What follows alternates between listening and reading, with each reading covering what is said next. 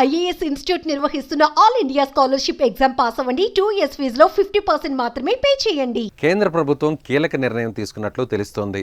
పేదవారికి పంపిణీ చేస్తున్న రేషన్ సరుకుల్లో బియ్యానికి బదులుగా నగదు ఇచ్చేందుకు సిద్ధమైంది.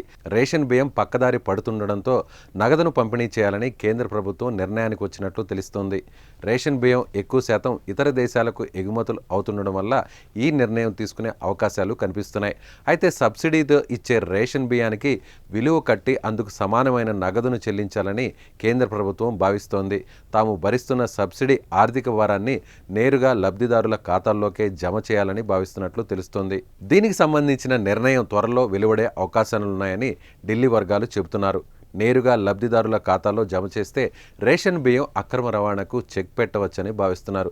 దీనిపై అధ్యయనం చేసిన తర్వాత తుది నిర్ణయం వెలువడే అవకాశం ఉంది. ఇటీవల ఏపీలోని కాకినాడలో 500 టన్నులకు పైగా రేషన్ బియ్యాన్ని అక్రమంగా తరలిస్తున్న విషయం ప్రభుత్వం గుర్తించింది. సముద్ర మార్గం గుండా ఇతర దేశాలకు తరలించనున్నట్లు తెలుస్తోంది.